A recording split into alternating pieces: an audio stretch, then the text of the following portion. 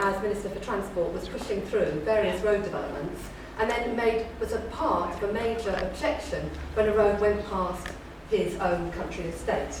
That was the origin of the word NIMBYism. That is, you have it for everybody else, but you don't have it in your backyard. The tenor of our campaign was, we don't think this sort of development should be going on anywhere. This is not the route to regenerate an inner city area.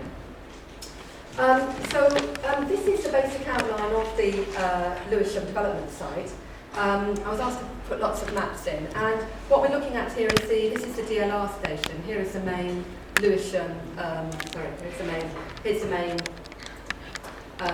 is the DLR station. Here's the main Lewisham station, and we're looking at the redevelopment of a site roughly around that sort of area. But in fact, of course, the Lewisham Gateway site was the start of a major redevelopment of a large swathe of Lewisham, which extended to the Low Pit Vale development, which is now almost complete, the Thurston Road development, which is going on here, various developments around Gerrard Street, the Siltmill Estate development around here, the Lethbridge development, which is up the top there, the Lee High Road development down here, and further on down here, the development of the Catford Greyhound Stadium as well. So it's at the centre of huge developments bringing 10,000+ people into a fairly small area of Lewisham. But Gateway has been a very important area of the battle.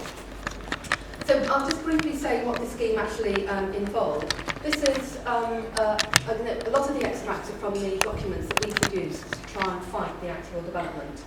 And you can see here the current road layout. Here is that roundabout, described to me by a taxi driver as the worst roundabout in the universe.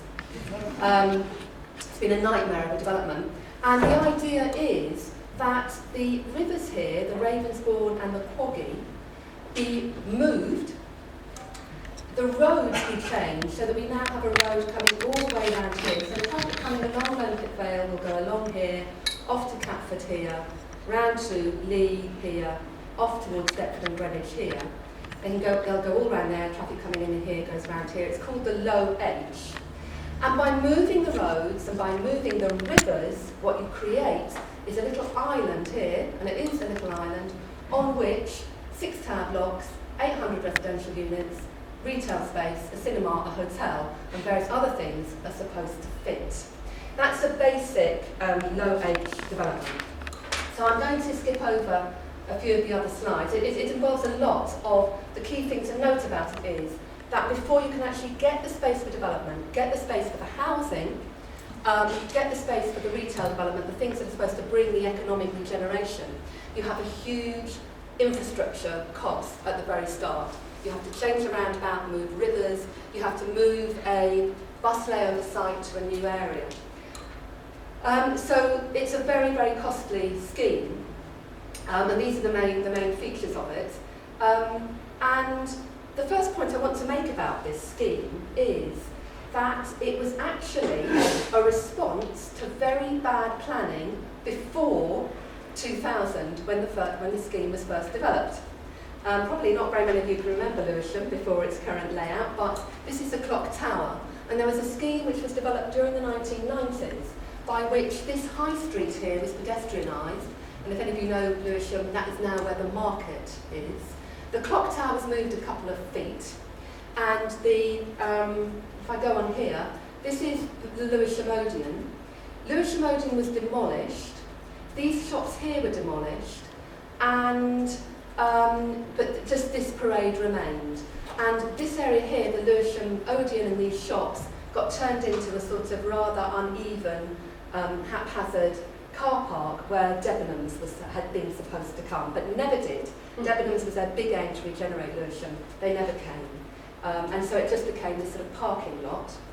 And in the course of that whole process, they put in the new roundabout, which is over here, near the bridge here. And of course, they demolished Lewisham Odeon. And Lewisham Odeon was a 1930s Gaumont cinema, very fine example of Art Deco, where the Beatles performed, twice in 1963. So it's long held in local memory. Okay, so what they had done previously then became the basis on which the council, so decisions by the council, often the very same councillors, the problems that they'd created then became the arguments for the later redevelopment, which became the Lewisham Gateway. So some of the main arguments that the developers are making here for redeveloping the gateway, for saying it's a terrible site, for instance, that the station has poor links to the town centre, was a direct result of the previous planning debacle. And so, for instance, until the Lewisham roundabout was developed, there were excellent links. You came out of the station and there were a load of shops here. You came out of the station and there were a load of shops just coming around here, including the cinema. So until they put the roundabout in, it was fine. It was putting in that roundabout that actually created a genuine problem. Well, they started to develop the idea of the Lewisham Gateway in July 2000, secured various funds. I won't go on to this. I won't go into this in a lot of detail. But basically, the basic point is that from the conception to now, we've had 13 years of what I would call planning blight. Nothing has moved. They've earmarked this site for development and nothing has basically happened. Now, some of the reasons why it hasn't happened is because of the very problems of that low-age scheme I showed you at the very beginning.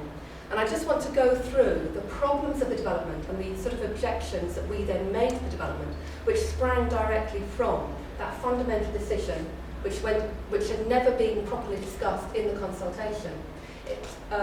It's from that first basic decision. You had very high infrastructure costs, and that led, in the words of the developments, to the development having marginal financial viability, i.e. the profits are not going to be very big. What that meant was that any development, any movement forward required grants. Now, the most recent scandalous element of that is that in order to develop one part of the Lewisham Gateway, which has now been given the go-ahead, the very first phase, the Lewisham Council took out a loan of £2 million for them to loan to the developers. In the case of the Lone Pit Vale development, which isn't the gateway, but is another example of this sort of thing going on, 20 million was loaned to the developers by the government before they started on the Lone Pit Vale development. So it needed grants to develop. It meant that the developers had to get the maximum height. So while nobody had argued in favour of high-rise blocks, the developers argued for the maximum height in their outline planning application. It meant the maximum width. That had an impact on cycling and traffic movement around the low edge. So there are no cycle paths. Riversides could not be expanded and developed and opened up in the way that local people had asked for. Conservation areas were overshadowed. Grade 2 listed building was overshadowed. Sunlight was restricted. And of course the wind effects around these wind tunnels that are created conditions, according to the developers, which made it under certain conditions unsuitable for the use for which it was designated, i.e. shopping. So all of these points were made by the objectors, and we cited planning policy guidance in every single case. There was a series of issues on which we cited planning policy guidelines to show that they were going against policy guidelines on cycling, on riverside development, on conservation areas, on listed buildings, on sunlight, on noise, on wind, all of these issues. The other main one, and it was the one which really was the crucial point for an awful lot of us in this development, was no guarantee of affordable housing. They could not guarantee it.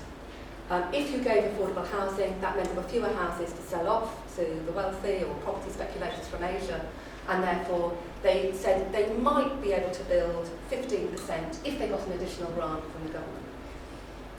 And of course you had the problem of high-rise blocks being sited in the middle of the traffic island. There was a risk of flooding, climate change and loss of green space. And there was a traffic problem. And there was also the problem that we drew attention to, which was the option use of the site was frozen. Lewisham could do with an extension to the tram line, it could do with the DLR extension, it could do with the cinema, it could do with opening up its rivers. All of those have been frozen because of the problems with this scheme. So these are all quotes from our 45-page objection dealing with these problems. We calculated that it would take transport, any sort of transport, double the time to cross the scheme than what it currently takes. And basically TfL agreed with us, didn't question it. That was mainly because of the extra buses that were going to be laid on, and because of buses having to turn right here to get to the new bus station, and right again to come out of the bus station. The buses were a major crunch point, and we looked at all of that. We made extensive diagrams, these are our diagrams of that. We showed how the flood risks had not been taken into account because they had incorrectly added up the amount of green space, and we used plans to show the green space here before the development and the green space available after the development, and of course that feeds into flood risk because it means you haven't got runoff availability in the same way. We calculated there'd be a 72% loss of green space. This is some of the green space that used to exist along Lone Pit Vale, all now gone. If any of you know what Lone Pit Vale looks like now, some of that green space has now gone. This green space also would go. And one of the other key arguments of our campaign was that the regenerative benefits of the scheme had been exaggerated, and therefore, given the serious negative impacts of development, we consider it to be unacceptable to trade unproven and speculative benefits for the people of Lewisham against definite and measurable negative impacts. And we reworked their job creation figures to show that they had underestimated the displacement of local traders and overestimated the multiplier effect. And if anybody wants to ask me about all that, I can give you more detail. And we argue this is piecemeal planning. So for instance, the Environment Agency agreed the flood risk modelling, but they agreed it on the basis that another development, the Quaggy East development as it was called, would also go ahead. That Quaggy East development had not been given approval and still has not been given approval. And the other side of piecemeal planning was this was supposed to be a very wonderful regeneration, linking up the station with the main shopping precinct. In fact, you came through this massive development, these great tower blocks and everything, you came through that development, and what did you hit? That was the actual exit on the other side, because this also is due for regeneration, but the plans have not yet come forward. So we're getting these piecemeal development plans. This was actually what people would encounter when they went through this beautiful sparkly development. This is how they would actually encounter the shops in Lewisham. What did we do? Well, we developed a 45-page objection. We went down every single possible democratic route you can possibly go down. We spoke to all of these people, door-to-door petitions, and we also went to the government. We tried to call it in. We tried to make it a London-wide issue, which of course it is, because this development is impacting on a very wide area of London. We fought other areas, and this is just some of the propaganda that we put out. And we also developed our own vision for Lewisham, and we developed a vision. And I just wanted to read this out to you because I think it's important for other campaigns as a sort of guide maybe to how other campaigns can think. We argued that no other scheme had been considered, and we put forward our own scheme. These are cycle routes going round the development. These are areas for housing. These are areas for regrading of the rivers. And we said this: if at any point the regenerative benefits of a different approach were weighed against other routes to regeneration, it was not made public, suggesting that such a study was not done. Throughout this statement, our objections indicate it is possible to take another approach to improving Lewisham Town Centre, to creating employment and to providing housing. It would be an approach which would cherish Lewisham's identity and uniqueness. It would be an approach that would put environmental concerns and needs of Lewisham people first. It would mean that housing for people in need is the first consideration, and that they are not shunted into high-rise blocks surrounded by traffic. And it goes on like that. And we quoted the London Plan to support what we were saying. So I wanted just to draw together a few conclusions, if I may. First of all, what we've been confronted with in the Lewisham Gateway application is planning blights, not regeneration. That the beneficiaries have been the developers and the property speculators. The most flagrant example of this really comes with Lone Pit Vale, where there was a very, very low provision of affordable housing. But the private housing was advertised in Hong Kong, Shanghai, Beijing. It was advertised throughout Asia. And I came across a figure recently which says that in London as a whole, 70% of new build properties are sold to foreign individuals and companies, 70%. Many London homes are bought using offshore vehicles in tax havens in order to avoid stamp duty. And those flats were sold off to developers and speculators elsewhere, in spite of a £20 million grant from the government to provide local housing. Planning has become the accommodation of the needs of developers. Planning permission has become a means of appreciating the value of your asset.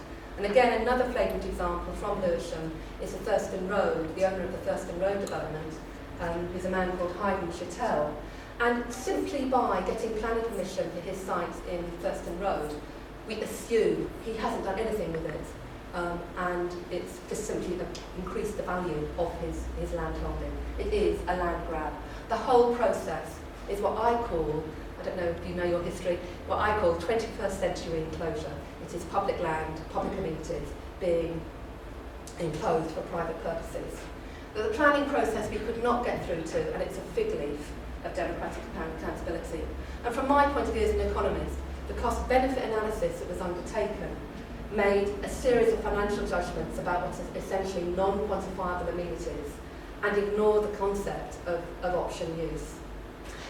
And I just wanted to sort of raise a few questions. First of all, what is the best way to achieve regeneration? What does it take for local communities to make decision makers listen to local concerns? And this idea of NIMBYism, I see what we did, not as NIMBYism, but as good citizens. I don't want this development in anybody's backyard. When I go around the country, I see these developments and I can see immediately what's been going on, who the developers are, what they're gaining from it. Who will defend the principles of the planning policies? It's got to be good citizens. Who feels responsible for their local environment? It's good citizens.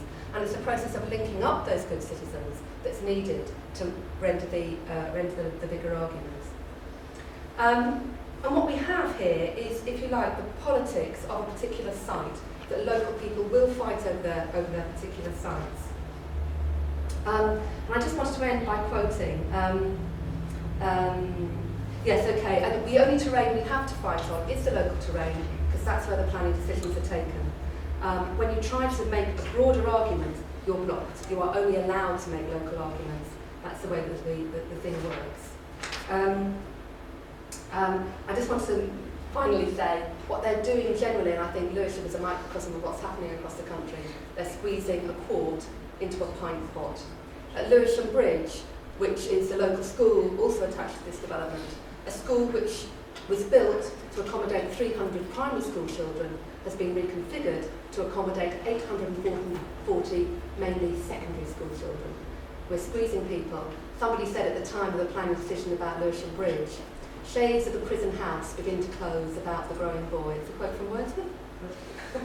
And that is exactly what will happen. And we said at the time of the Lewisham Bridge, squeezing all these kids into this tight space, I predict a riot.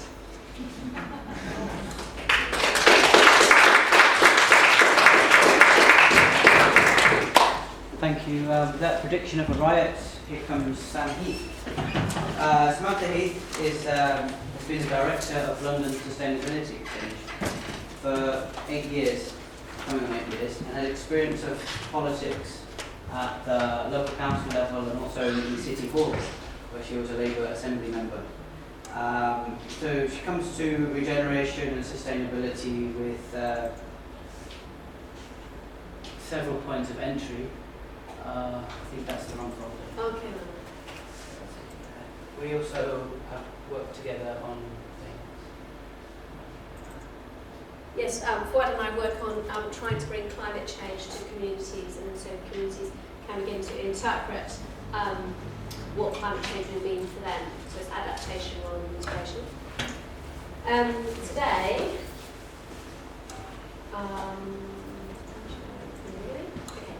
Today what I'd like to bring to you, not a local issue, but a London-wide or a global issue, and why there isn't enough awkward localism on it, really. Because I want to talk to you about air quality and how we're not getting excited enough about air quality in a number of pieces of work. So just to bring that to you. My ambition is to begin to start a mass campaign in London where people will begin to care about air quality. Now we know that smoking kills us, and yet many of us still do smoke. My partner does, and his father's just died of lung cancer, and he continues to smoke. So just to say air quality is bad for you is evidently not going to make any difference at all to some things.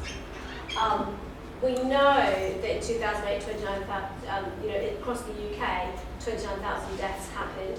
It's about 6 to 9% in London, which is about 100 to 200 per year people die from poor air quality in every borough.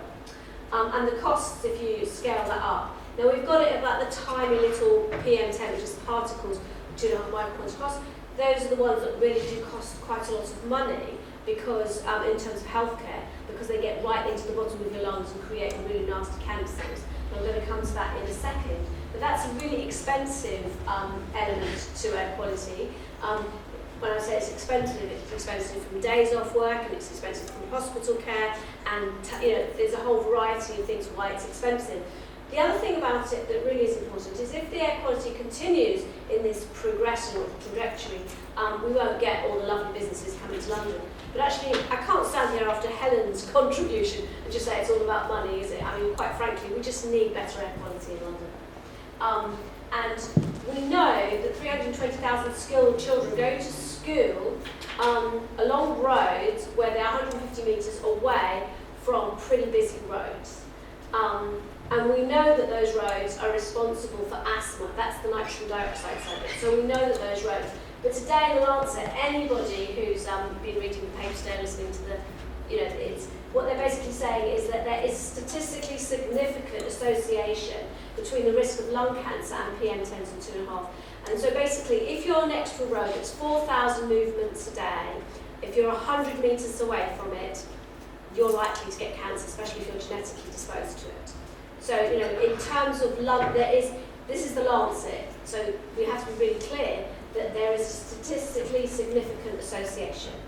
So, it is going to kill us in London. It's getting worse. And then we might probably, I won't come to it because this isn't the bit about that I was going to say, but we have got a court case at the Supreme Court where we were successful about 6 weeks ago, and it's now with the European Commission, to actually try and compel London to do something about it, or the UK government. But what is actually happening, it's all very well having it at the Supreme Court, it's all very well us blagging the government trying to do something. Unless people give a monkeys about this, it's not going to happen. Okay? So that's part of the reason why I want to be here today to talk about it, is because we want more people to be more NIMBYist about air quality. Okay, and here we go again, the main impacts about how much it costs. We've got physical inactivity, and how often are we told by politicians about us being more active? And that's £9 billion it cost us. Road collisions, we go on and on about road collisions. Don't get me wrong, I don't like people being killed by traffic, but that's 8.7. But actually topping the leaderboard is air quality and poor air quality in terms of cost to the exchequer. Absolutely tops the leaderboard. And part of the reason why we think that it's not being made the headlines that it needs to be made is because it's very difficult to do something about it. It's not quite straightforward to just to say, go out there and do more exercise. It's easy to wag a finger at us, the punter. It's very easy to say, doing that. But with air quality, it's far more difficult. And those are things that I want to explore. And a bit guinea pig-like, using you to have a bit of a think about it. Okay. And we also know that nearly a third of children in London go to school by car. So it's all very well, and that's what I want to say. It's not straightforward, and it's not just wagging the finger at the government. It's ourselves, and we need to look at why we have created an economy that is predicated on us using our cars, buying more bits of took that have to be carried around London. The average person in London buys 14 items of clothing a year that they will never wear. That's what happens in London. And that has to be travelled with an HGV vehicle to get there. And we, not just us in the room, I'm not going to wag my finger at people out there, the great consumers. We're part of that story, and our neighbours are part of that story, and our family are part of that story. And it's just about how we can create a different zeitgeist, about this agenda. Okay. So we all carry our own centre of gravity universe around with us. We all know that. Know that to be true. There's people in my family who, still waste water, bath every day, and there's loads of things. So it's actually trying to understand how our comforts are really not everybody else's comforts. And we're very conscious at London Sustainability Exchange that just talking about this better future won't do it. So it's actually really a question of really interrogating what is it about me that needs to buy this item of clothing on a Saturday morning. You know, why is it that I'm so miserable that the only thing that's going to make me happy is to go and buy something, or have a cigarette, or jump in a car, you know. So it's really being respectful of people who need to consume. Not from wagging a finger, just respectful that we're miserable, we need that lump of chocolate. I don't like biscuits, and I've just eaten one, for goodness sake. So, you know, it's about why we need to do these things. And the other thing that we talk about, and this is there's a guy called Malcolm Gladwell, and we're not really in the Gladwell tradition at London Sustainability Exchange, but we do know about how networks work, and we think it's really very important that we create conversations. Did you know this about air quality? Or actually, when somebody jumps in a car to go a yard, you just say, excuse me. So the other thing that we do is a guy called Nicholas Christakis, which talks about epidemiology and how we can infect a community with really good ideas and with wellness. And this is a model that he did for obesity, actually. And he was saying that obese people tend to have obese friends. So it's actually just creating a sort of like a vibe about how you can create, through using epidemiologically models, about how you can infect a community with environmental consciousness and caring.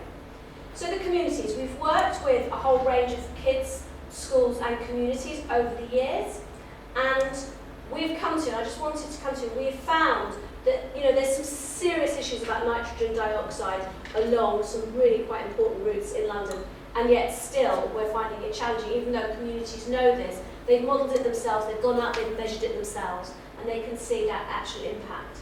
And the thing that I want for you to think away, maybe email me on, is about the comforts. And I've done a modelling about why we think it's okay to drive our kids to school. And it's a bit like, you know, I want my child to go to the best school. This is the time when I'm with them the most. When I'm driving with them, they're captive in the back audience and I know I can talk to them. Or that my teenager is actually safe while I'm travelling around with them. We're looking at the reasons, trying to be respectful. You know, you get a new job, you have to take a child to school, and the only way you can do it is to drive there, drop them off, and then go on. You know, I'm talking about being seriously respectful about why people need to drive to school and transport their children around. And then taking that model to begin to say how we can break it. And we're using the model here from Elizabeth Shove, Lancaster University. It's really very good. It's actually not talking about energy practices or air quality practices or transport practices, but just to say this is what people need to do, therefore this is how we can help them break that model. And I've got this here in a handout to go around, we can talk about that maybe in the questions. So things can change. We're wanting to use the new public health framework to begin to change that. Having people in a bit way that Helen was just talking about, walking along, can I hear when I'm talking to my neighbour when I'm walking along the high street? Do I feel safe along the high street? Can I walk? You know, it's about creating high streets that are comfortable to walk along. And then to use the various frameworks, JSNA and the wellbeing strategy, to begin to create some very useful ways in which communities can begin to ask for better air quality in their area. And the other one is just some really quite exciting news in Sheffield, that actually we had planning permission turned down for a new supermarket at Sainsbury's, and this is what the planning inspector said. But the main issues in this case, the effective proposal on local air quality and safety, convenience, and time, he said that air quality was, and that was the main reason why the planning permission was turned down. So it's very, very rare, but it can happen more and more if more people get armed with the information. And that's why I didn't go into detail about the citizen science that we used earlier, where people measure their own air quality in their area, but use that as an evidence base. And also, we can have behaviour change. This is what the kind of things that our kids and parents and teachers were saying, you know, do not idle your car, or buy a better car, or just don't come by car at all. And we were getting some lovely evidence on that. And these are the things that people are more prepared to do. So the willingness bit, they are prepared to cycle, less car, more train, and the impact is cycling and walking is the way to go, you know, just not using our vehicles. But we didn't have in here the bit that I just want to share with you, is the big killer is these HGV diesels, and they're not going to come off the road in a hurry, and that is our purchasing decisions. Okay? Okay. Thank you, that was very impactful. And I'll put these here if you can take this.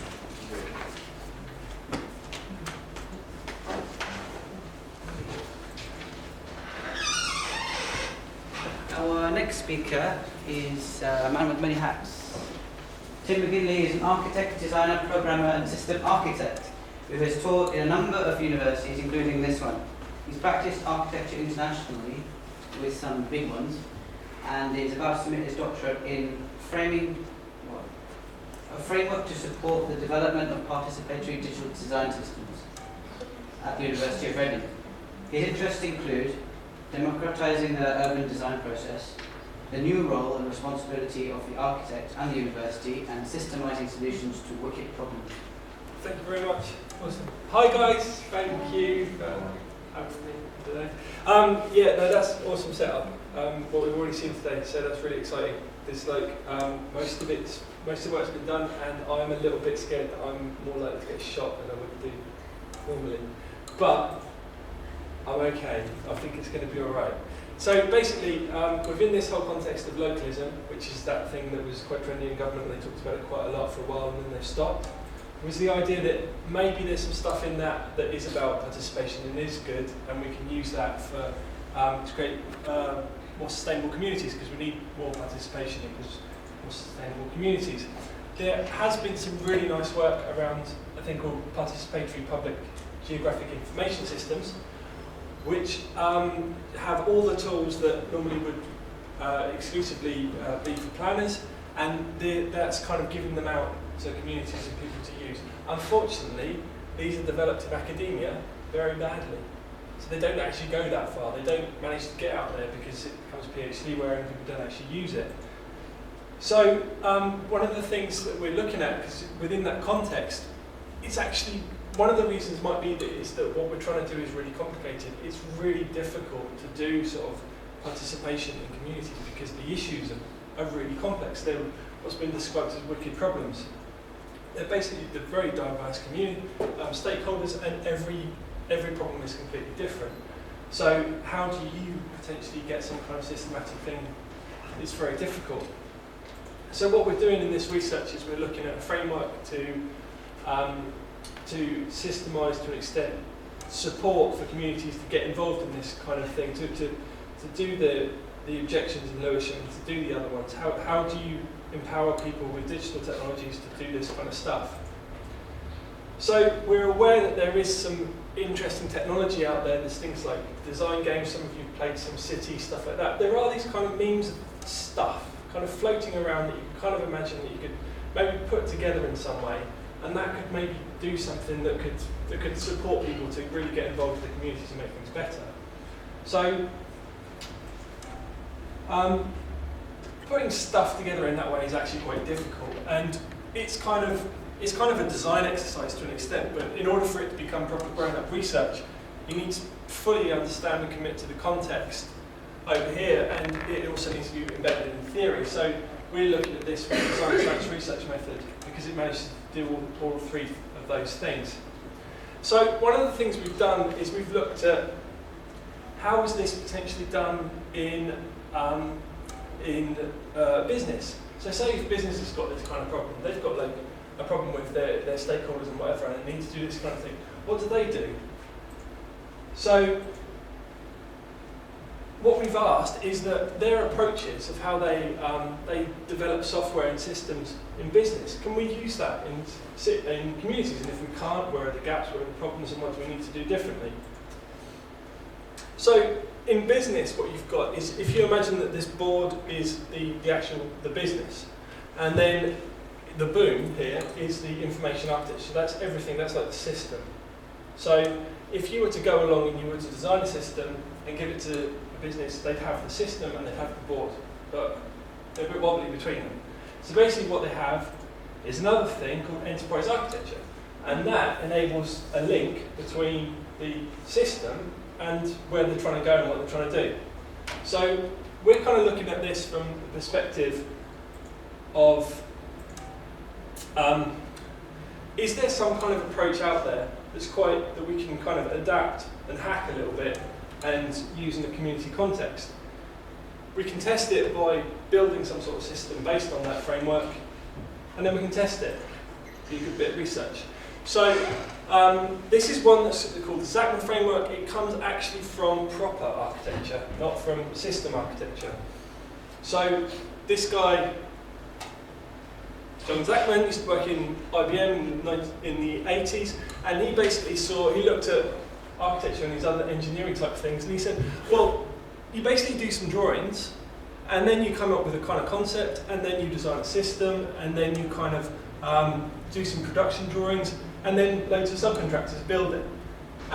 But what is it they're building? So we thought, okay, well, let's put that all in one box. What is it they're building? How are they building it? Where are they building it? Who are they building it? When are they building it? And why are they building it? And based on that, you have a complete construct of everything that you would do in order to design some kind of system or building something else. So he said that the framework comprises perspectives. These are all different perspectives, and that there's a similar process to the way that architects practice. So over here it gives us stuff like the business goals and the business vision, which is linked to a series when you're working conceptually about the list of things that are important and the business's stakeholders.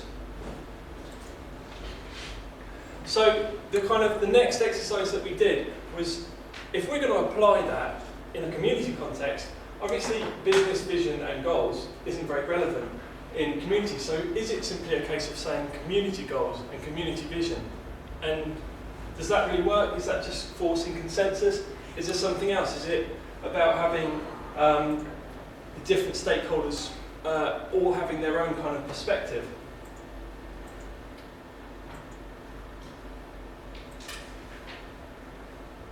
So in terms of, this is what we wanted to achieve, that we thought that it was possible to make it fun, that that transparency was really important.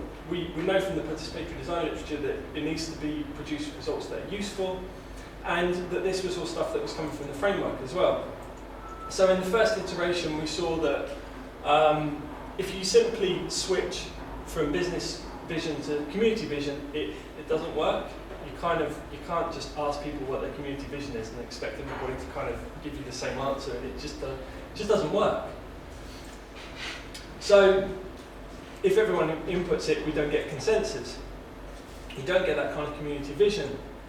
So what we were wondering is that maybe if you take that framework, that idea, and you lay that down, and then you say that each person's got a slightly different perspective on it, and then you can run through the cells of that matrix, and you can kind of start to understand an accumulative perspective. Like you start to really understand what it is that the developers, the planners, and the community want. The community taking it as a whole, essentially arts and polyform filled with loads of different bits. And then, so this is where we've kind of digitized that framework to an extent that all of those, the digital artifact type of things are in there physically, so that affecting things in the framework affects a kind of website-y type thing which looks something like this. So over here you've got, this is where the community come along, and then they can find land, say they want to change it, get some support for it, and start to make it happen. One of the things we've been doing in this research, how are we doing for time? One of the things we've been doing in this research is we've been talking to everybody. Public participation GIS doesn't mean talking only to communities, it means talking to all the stakeholders. So we're talking to developers, we're talking to the planners, and we're talking to the communities. And there's a lot of potential within talking to the developers, and that they want this process to be more transparent, and that's one of the big things we've been finding. But they're aware that their current consultation processes are a bit rubbish, so that they need support in their consultation in order to do this properly. Not all developers are the same. These are probably the good ones, the continuum between good and evil. So, I mean, from their perspective, they're seeing stuff like, this is a project, and they did a consultation. It wasn't necessarily that public. A local newspaper got hold of it, and they basically decided what the proposal was, which is really not any good for the developer or anybody else, because it's not even true. So, how do you help everyone to keep better control of these ideas and really get them to be participatory in everything else? So one of the things we're exploring is once you've got the community making those plans, that you then allow young designers to have a go at building up those proposals and coming up with really good proposals for these communities. So over in Lewisham, they're doing that big development. If you let that out to architecture students and said, come up with better proposals and work with the community to do that, could you come up with something that was more viable and that was economically viable, and link it with planners and say maybe your lower H isn't the right way to do it. So I see that sort of thing. So we're continuing to extend the framework and develop the tools, validating it, and we've currently been looking at applications within smart cities.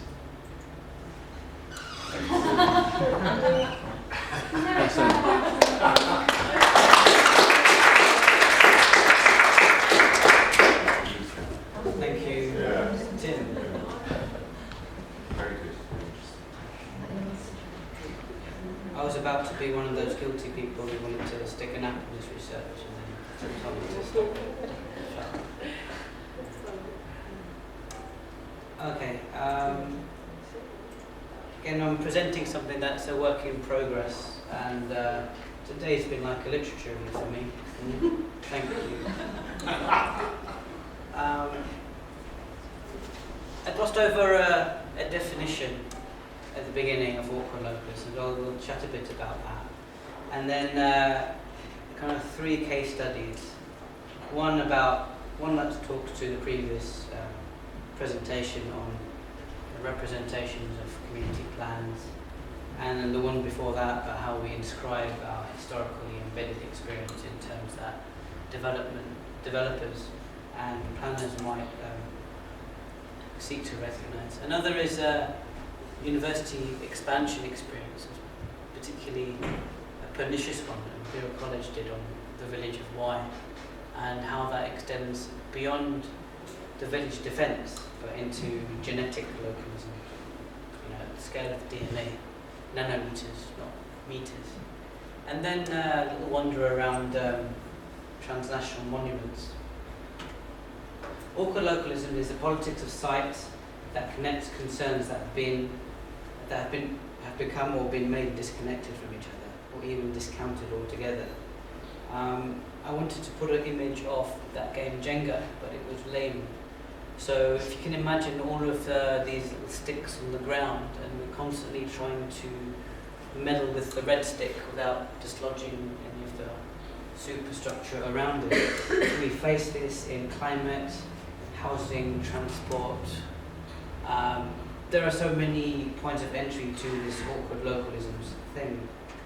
I just wanted to bring the concept to the reality of schizophrenic buildings, which we are seeing, because even when we technocratically define climate change into mitigation and adaptation, which are kind of insulated from each other, we end up building cookers. And this cooker building has embedded itself into planning rules, building regs of new build, and now into retrofit, when we see we have a little bit of a bun fight between DEC, the department concerned with energy mitigation, reducing CO2, and DEFRA, who are charged with adapting. They're actually 2 different things. They have their territories of adapting to climate change and mitigation to climate change, and we've been at many gatherings where we've told them, this Green Deal thing that you're doing, DEC, can you please, embed adaptation wisdom in it? Don't be fools. So actually, a couple of days ago, there was a newspaper, a BBC report about how the Green Deal could end up exacerbating some overheating, based on some research that we were involved in. Okay, now making space for regeneration. I've been looking through planning documentation and planning proposals, and it's really interesting to try to decode the mapped representation of what's going on. We find the idea of community is atomized into population and statistical representation, things like pockets of deprivation, context, historically and politically contextless depictions of reality are used to make space for regeneration, some alchemic, magical contrick. The picture on the left is really interesting. It's of this borough and important views, and you can imagine whose views are important here. It's very, very interesting, and I've been having a couple of conversations with people around Elton Town Centre, and want to actually invoke some mobile public participatory GIS methods to render a coherent community history of the built environment visible, because local government approaches development decisions in a very piecemeal way. But then, even with all of that done, and even with the legacy of Section 106 penance negotiations, we have the epistemic politics of knowledge creation, reception, and indigestion. We need to create a beautiful map that speaks compellingly to non-economic values, but it can just be when the system has no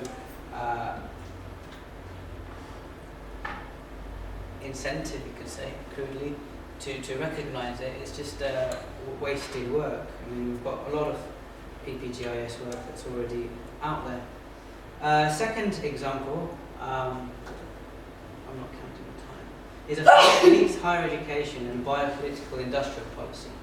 The Y Agricultural College was established more than 100 years ago. Before that, it was a religious seminary. It was acquired by Imperial College in 2001 when Sir Richard Sykes was at the helm, and he's kind of a biotech background. Imperial, Kent County Council and Ashford signed a secret concordat in 2005 that purported to create 12,500 jobs and create a research hub. This then mutated after the industrial partner dropped out into a 4,000 home property commercial development plan. The village defence was successful, and there's a book about it, and this image you can read a lot in there, there's a castle with the George Cross on it, and they saved it. They may have, but why it was lost, and this again is an issue of the villagers probably remained loyal to their kind of concepts. UK academics, particularly those in agri-business orientated fields, proved ourselves to be a bunch of whores. There's also this issue of epistemic autism, where someone may be very, very talented and able to manipulate proteins and that kind of science, but at the end of the day, when the propaganda starts, and Sense About Science was this science propaganda very much like you have staged consultation processes. These are those guys, but in scientific plane. They still think they were saving Africa and helping us adapt to climate change. They were using these tags. It was very interesting. So I wrote this genetic mutilation consent form from Professor I've Got a Long CV, Corporate Services. First of all, I'd like to thank you for your interest in our project to feed the world, save Africa and promote our own sustainability. It was wonderful to study you last week. When I first saw you, immediately I coveted your features and knew we'd be collaborating soon. I would like to rip off your genes and use them out of context to extend our control over the earth and all that live on it. We will insert a little bit of your DNA chain, along with others, into plant life which our human species has been enjoying for the past thousands of years. Your contribution will be anonymized and obfuscated with technobabble, because we don't want our enemies to think that we're doing anything immoral. These anti-science reactionaries owe their very existence to people like me. I mean, if there's no such thing as oxygen before we named it as such, they're lucky to be breathing, those ungrateful wretches. We invite your participation in this wonderful scientific adventure, which will help transform the way farming is done and the way food is consumed by humans, whether they like it or not. If you do not respond to this invitation, you will be served with a genetic eviction notice at the convenience of an arbitrary scientific bureaucracy. Ethical approval is such a drag these days. thank Darwin that it is toothless and without sincerity. On to something else. This is awkward. It takes the scale from meters resolution to nanometers. But I wanted to explore the kind of awkward localism of identity politics from Bangladesh, where my parents are from, in the UK. You've got to understand the political alignments. Currently in Bangladesh, we are probably at the end of an Awami League regime, and the totemic individual of this is Sheikh Mujibur Rahman, founder of the nation. The High Commissioner thought it would be a good idea to place his head in Brunswick, in Camden. The High Commissioner liked this, the local MP, Frank Dobson, was for it. Councillors also were for it. Interestingly, Mujib's granddaughter is a councillor there too. Objectors were a whole range of usual suspects of people who were interested in garden history, parks, open spaces, that kind of thing. Remember, you've got Tagore and Gandhi and that Noor Inayat lady, British Indian Muslim spy who died heroically in the war. So you can understand why these guys thought, okay, this could work. There are 2 rejections for a proposed bust in Brunswick Square, and it was interesting to read the reasons why it shouldn't go ahead from the people who were consulting. One of them was, don't bring Bangladeshi politics to the UK. This is better in Tower Hamlets, which is interesting. I went for a walk and I can decode the built environment there. You have, this is the Dilchard restaurant. This is not too far from Liverpool Street Station. This is where, if you are a cadre from the party I mentioned before, you can perhaps come and someone will sort you out with a job.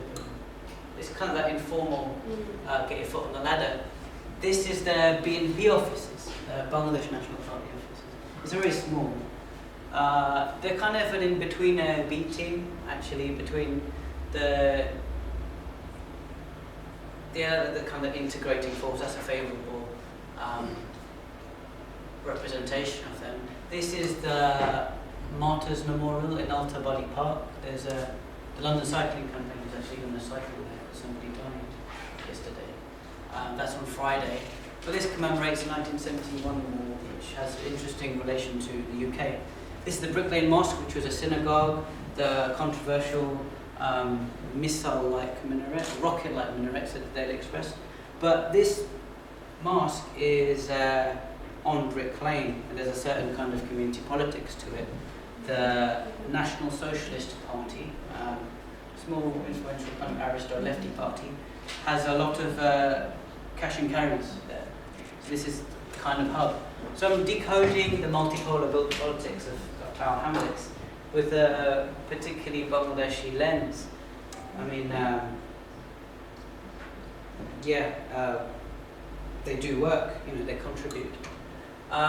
Work in progress. This is very much work in progress, and we're producing teaching resources out of it.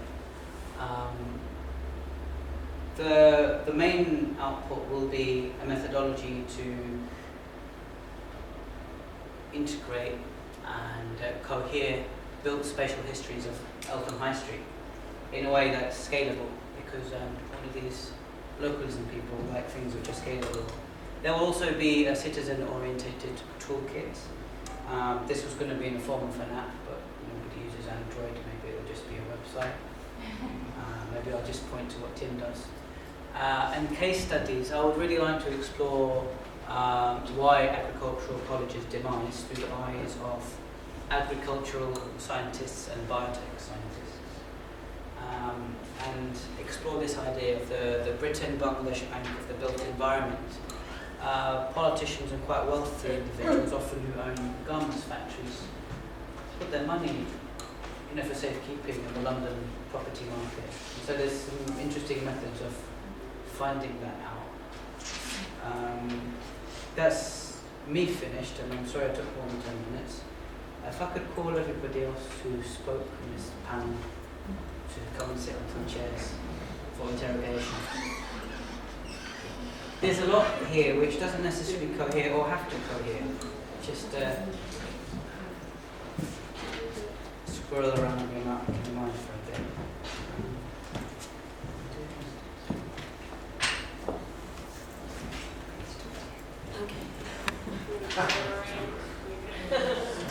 Any questions?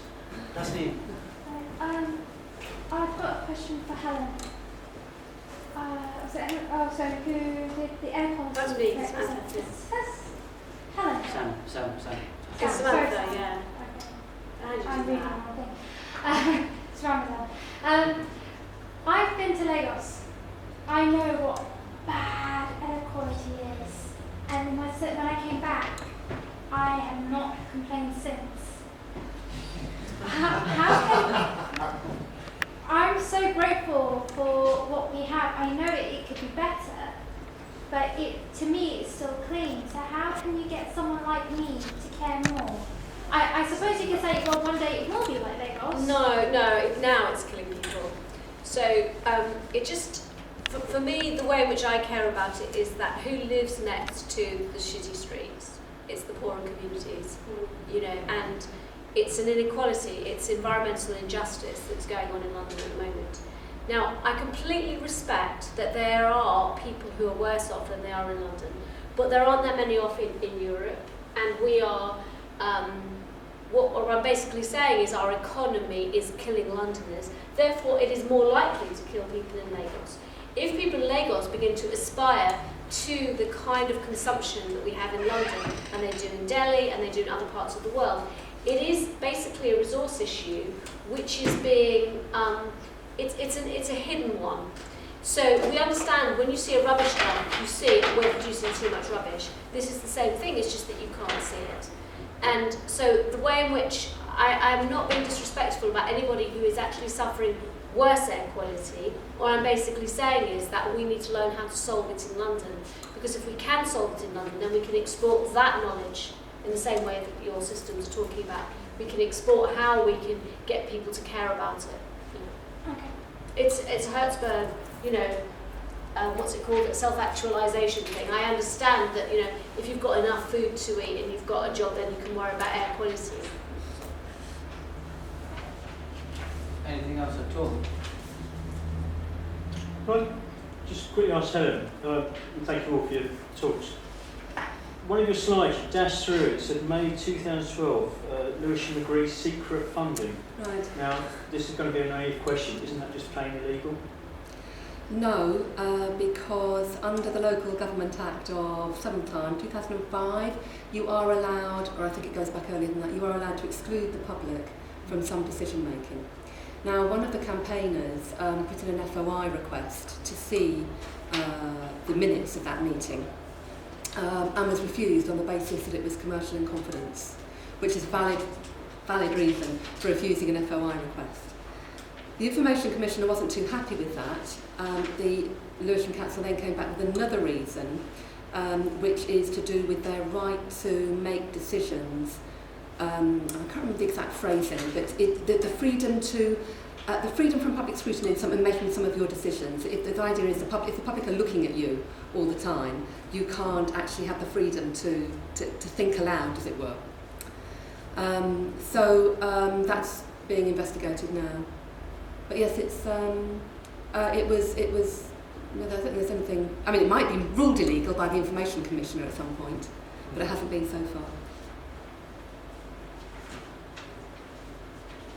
I just want to add to Helen's response on that, just that in the efforts to make public the risk agenda, the risk documentation around the NHS, the coalition government has argued that they should have the right to discuss in private, to try out ideas and this kind of thing. But the interesting